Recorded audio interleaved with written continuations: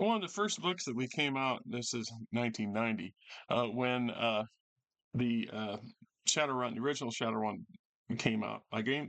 Bought the core book, of course, and then I bought this book here, and it was not part of a set. This was the Seattle Sourcebook. So this would be the open sandbox that was created by FASA for Shadowrun initially, and it's through this that my first couple attempts to running and once my first attempt at playing was done in this setting. And we didn't really, beyond this, we really didn't need any other books beside the source book.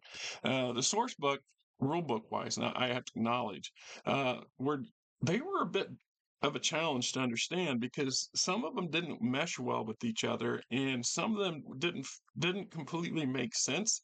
And we did the best we could with them, and often we're borrowing rule sets from other FASA products that did make more sense to us and kind of superimposing them over the system rules that were created for the original Shadowrun. And I'm told that in many years, many decades later, of course, I'm told that in part the reason for that difficulty with the rule set kind of turned off a lot of would-be players that would have otherwise found it an interesting system. It also created more than a few debates at the table.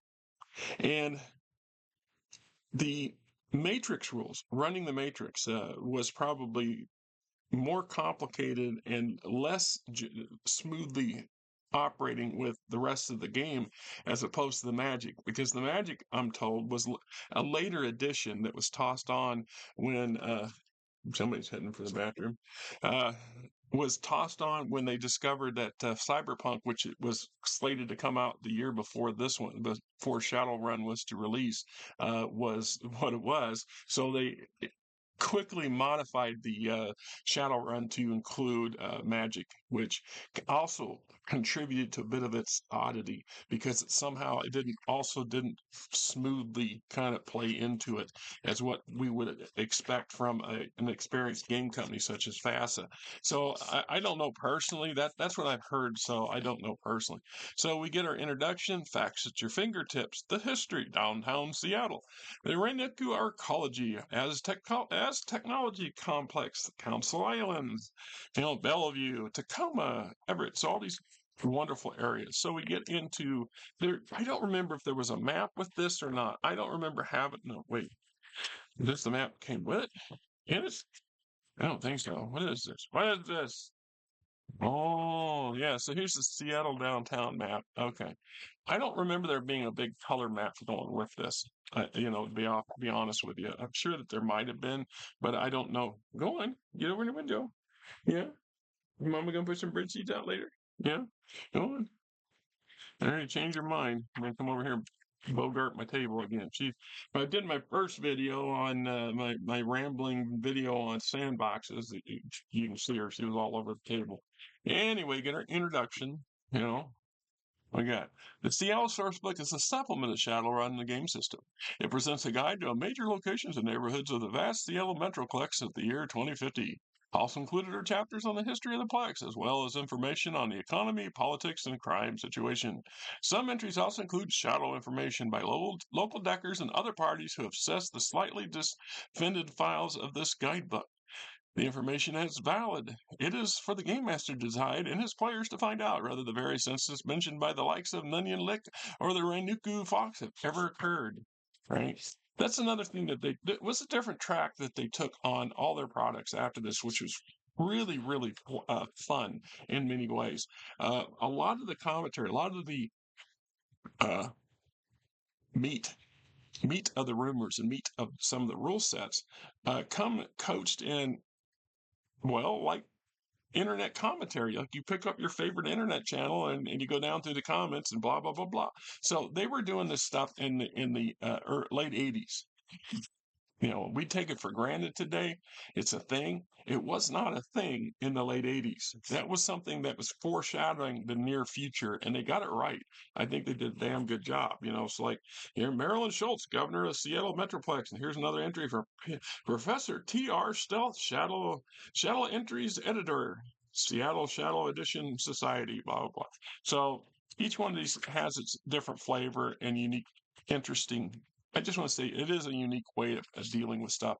Anyway, so facts at your fingertips, when to go, traveling to Seattle by plane, automobile, or bus or train, or boat, what it'll cost, modest expense chart, getting around, air, car, ferry, you know, bus, monorail, major business chains, department stores. They give you a few, few on the list here. Let's see if I can get a little more light in here because my eyes are a little bit goofy from being for having. Oh, I had a few beers last night. Major business and chains. Following a partial list of major establishments, we got luxury items: Lord Strung's, Bloomies, and Lacey's. First Cast, Fallon and Nelson's, The Bow.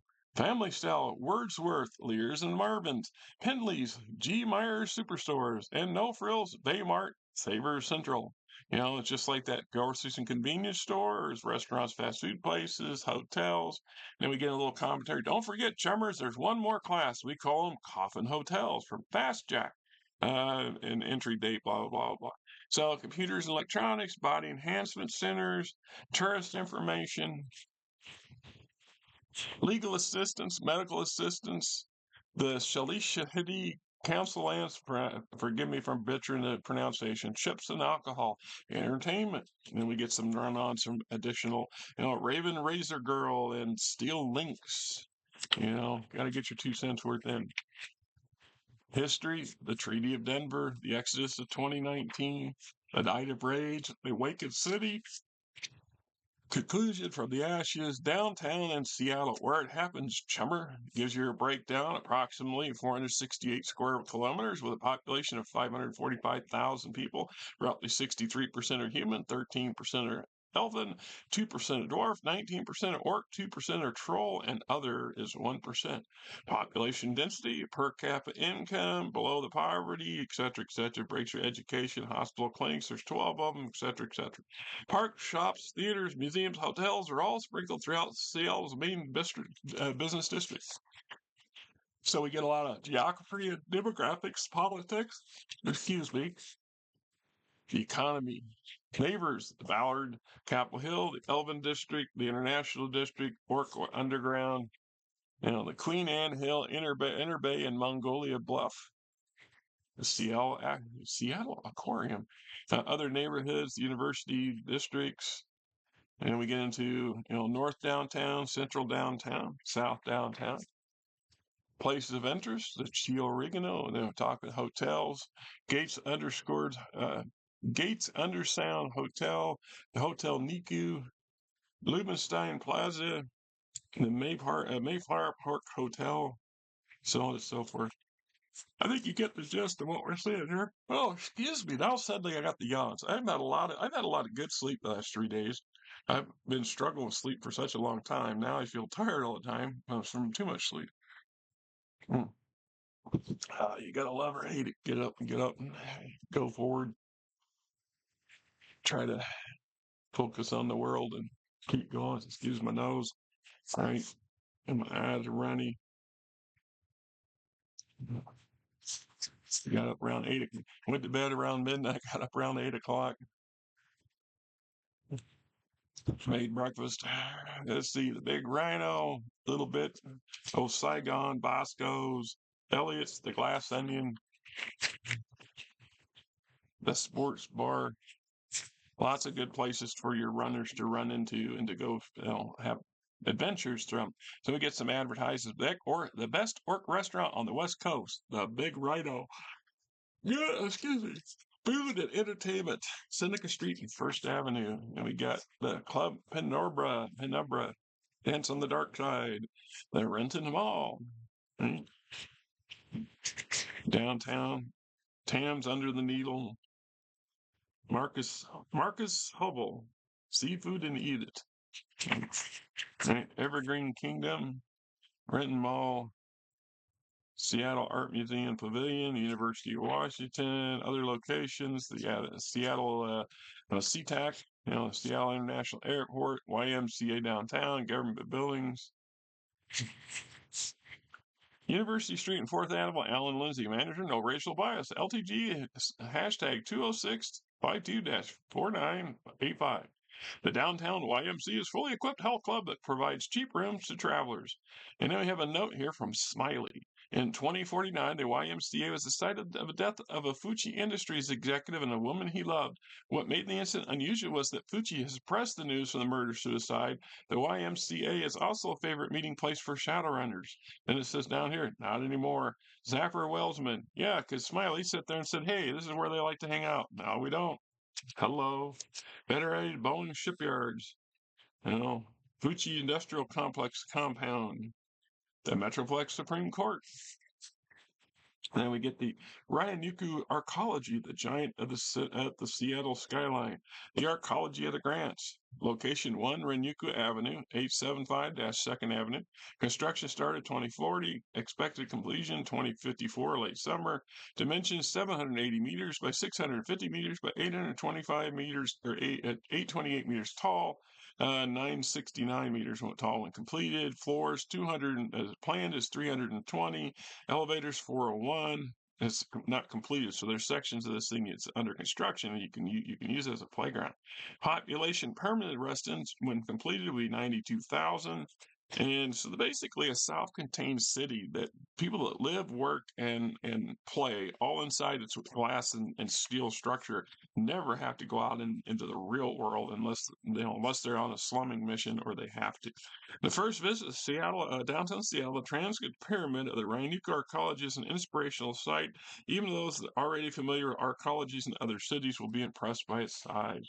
Right? We get some various floors and breakdowns and things like that going on inside the arcology. The Space Needle at the Seattle Center. Here we got here. SeaTac Mall, 5 floors, hundreds of stores, 320th Street, Pacific Highway. Good morning, Knutson Country Home, just serving up breakfast just for you and lunch and dinner too. Have a real good day. Broad Street and Elliott Avenue. You know, Voodoo Chill, Purple Haze, and still going on in our college. Then we get into the Az Technology Complex, Aztec Glory in Seattle. Go on through here and they break up the Council Island, Islands of Wilderness and Diplomacy. You know, the Council Islands at a glance, approximately 25 square kilometers, population about 3,000, 34% are human, 32% are elves, etc., and breaks it down. So you can see that for a sandbox, and that's when we talk about a sandbox. This is a preconceived sandbox for Shadowrun, for your players, and for the GM to get a good list up and get a good taste up. It's a completely different environment from a lot of standard role-playing games that what people are used to.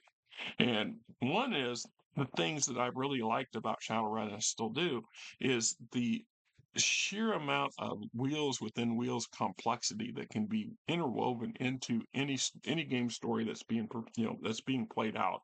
And there's so many factions and sub-factions and factions within factions and factions within sub-factions that the possibilities are endless, and yet they're so conveniently provided for us. We don't have to. And here's that stupid thing trying to do my PC back. Go away. Cancels. Go away. Go away. Close. Jesus, I hate that thing. Just hate it. Not get it to stop doing it because I don't know what it is. And I don't want nothing to do with it because I don't know what it is. That's part of the problem. I don't know what it is. So, Bellevue, high tech and high glass. Bellevue at a glance. Politics. The mayor of Bellevue is Than C. Campbell. During his 8 years in office, Mayor Campbell has vigorously supported all efforts to increase Bellevue's steady economic growth. Right? So the economy, the neighborhoods, places of interest, get to support global technologies. Excuse me. Matchsticks, restaurant and nightclub. What is this? Icarus Descending. Another restaurant. Businesses, Aries Macro Technology, the Cavallard Research Center, Pushell Research Compound, Geotronics, Global Technologies, Microdeck Industries. So a lot of these mid-sized companies, these smaller companies, were great sources or great things to tap for your players. I always thought that the really big ones, the well-named ones like As Technologies and Ryunuku and things like that, uh, for the most part, should be other stuff going on in the background. These bigger giants, but the average players characters should not be running with the big giants anytime soon, and so they would be interacting with many of these smaller companies and corporations and their wants, desires, and needs, and so on and so forth. And then, assuming the campaign lasted long enough and it was given enough time, then perhaps we could start running with the big leagues kind of thing as your characters have developed. But like I said, I never had a campaign run more than 3 or 4 months, and I've only had probably 5 or 6 campaigns that was based on Shadowrun. Let's see, the Tacoma, where the aroma is money. Tacoma at a glance. Yeah, said that for decades, Tacoma has lived in the shadow of downtown Seattle. Seattle is the white collar to Tacoma's blue. Seattle's tall, majestic skyscraper to Tacoma's polluting smelters and paper mills. In short, Seattle was rich and Tacoma was poor. Residents of Tacoma could do little more than endure Seattleites' snide remarks about the Tacoma's aroma. But now its day has come. Ever since 2039, the megacorps have been buying up the land in the district at an unprecedented rate. Yeah, because they could buy the land on the cheap and do all kinds of stuff with it. Geography and demographics, politics, economy, neighborhoods. For the Tacoma, places of interest, right? Bars, tourist attractions, other locations. Ryunuku Mall, visit us. Over 600 stores for your shopping convenience, a circus and an amusement park for the kids, 35 restaurants for your dining pleasure. Visit the Coral Reef Aquarium, park in our underground garage, public transportation to the third floor monorail station, or just walk to Ryunuku Avenue, 4th Avenue S. Hey, come spend your onion. Come spend your onion here. Rubber suits, because we all need them. Everett, ships, planes, and stormy weather.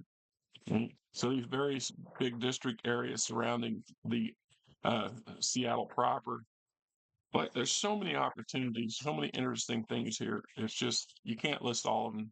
Well, you could try, but Cougar Mountain Resort. So we got the executive body enhancements, Daton's Inferno.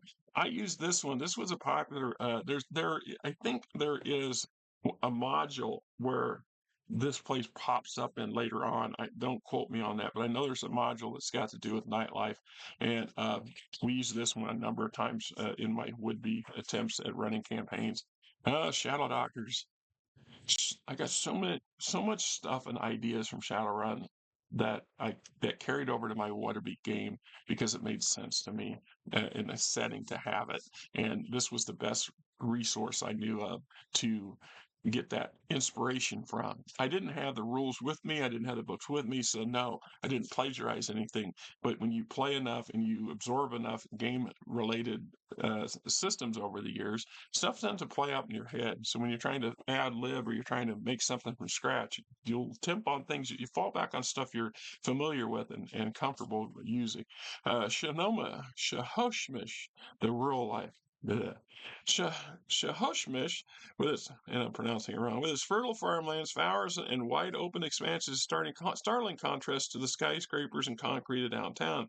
The people of Sasomish are known for their friendliness and their rugged open spaces of the district that can offer refreshing change of scene from the quick pace of town. Basically, this is the breadbasket for Seattle, such that it is. We get out there in Fort Lewis, tanks and Thunderbird, places of interest. De Geer's Electronics, De Geer's for Deckers, Merlin's Lore, the Authentic Talismans and Books. And then we get the Matrix tours. Nowhere but Seattle can you find a Matrix so radiant, and no one but the Neon Boulevard tours can jack you into the experience of a lifetime, right? It just, this was some pretty high tech digital 3D artwork from back in the day. The late 80s was when this stuff was mid 80s, early 80s when this in its infancy, and you could see how they were advancing, and it's some pretty slick stuff. And I suspect that in part the Matrix, the Tron the movie Tron probably played a large role in inspiring the people who came up with the idea for the Matrix and its visual look. Uh, the Matrix series trilogy didn't exist at this time. This predates that, and you can make an argument that some of the story work that went into the Matrix may or may not have been influenced by books and games like Cyberpunk and Shadowrun or Shadowrun. You can say it. I'll say it, but I can't prove it, of course. And neighborhoods, Crusher 495. Pacific Winds specializes in knit goods, handmade sweaters, and more unique styles because everybody needs a good sweater. Pulling out the potential beneath the ashes. Polliot District, Hell's Kitchen, Caravan Arbor, Loveland Economy. Contrary to its name, Loveland is a particularly rough section at Pulliot Barrens. The streets are full of chippers, thieves, squatters, and prostitutes catering especially to soldiers on leave from Fort Lewis. And then we have a comment from Anonymous. A Yakuza clan owns the north half of Lovelace while the Mafia controls the south. Fighting between the two gangs is frequent and bloody. Right? Spirit of focus. Like I said, there's so many opportunities for wheels within kind of wheel stories. So you can have all kinds of rumors and innuendo and unsolicited advice, and you can pepper your news and your news sources with it, and it adds color whether your players have do anything with it or not. You know, over the somebody overhears them saying, "Well, we're going to go out to Polly up," and somebody over there says, "Oh, I don't know if I'd go out there. I heard the yaks and the mafia, or blah blah blah blah." And I'm just saying that the opportunities, Black Junk Yards, Pasquaski Farms. Right. With its immense complex of fields and greenhouses, Pasquaski Farm is one of the largest in Seattle. It's also one of the most heavily fortified. Over the years, the Pasquaski families refused to let volcanic dust, fires, or squatters interfere with the cultivation of their land. For 4 generations, the Pasquaskis have been independent farmers selling most of their produce in the Pike Place Farmers Market in downtown Seattle. So, government political organization, breaking it down for you. Relations with the UCAS, relations with the Saleh Shaheed Council. It's something to remember that the major 20th century factions broke up. So by the time we reach the alternate reality that is Shadowrun, the United States, Russia, China, as solid entities don't exist anymore. They've been broken into many smaller components, and so many more smaller nations that you're dealing with. And in an environment of oligarchs and corporate power, that the military or the governments and corporate power are always in flux, and there's no clear boundary sometimes between them. As to relations with other nations, United Corporation Council, Central Planning Committee, the economy, the big picture, major Seattle corporations. So we have the Ares Macro Technology Incorporated, the Elysian Foundation, As Technology, Federated Boeing, and the Fuji Industrial Electronics, Gaeatronics, excuse me, and Lone Star Security Services, among many, just to name a few, but these are some of the big ones. Mitsushima Computer Technologies, the Ryunuku Computer Systems, and the Shinoise Corporation. Shahawese Corporation? Yeah, right. Then we have the section on crime, organized crime, the Yakuza, the Mafia, the Sopia rings, gangs, street gangs, mama going for the bathroom again. Then we get some colorful 1980s, Shadowrun artwork. Lone Star and action. And we have Seattle's worst. Okay. And Seattle's worst some more. Street gangs here. What these are supposed to be. And I'm not sure. And Seattle's first. So, right. And Seattle's finest. Oh yeah, they break it down. So we go back here and first fellow on the left, the Aztec Technology Cop, Ryunuku Cop here, Mitsushima Cop here. 4 is Knight Errant, this feller here. And of course, this feller's Lone Star. You can see that from a mile away. Fuchi, this feller here. And the dead guy, or the dying guy is as technology. And that's technology route. And then we got over here, right? We got a Maca Chief, a Maca Chief, a Maca Shaman, Cascade Crow, a Salish, a Sinsarechi Elf, and a Cascade Orc right there, right? Yes, ma'am. Yes, sir. That's what you got. Then we got the map for Seattle district boundary. So it shows where all these subsections or all these different areas belong and some of these factions. Then we have a little more detailed map. Here's Everett, Sonashish, yeah. Seattle downtown, the whole map.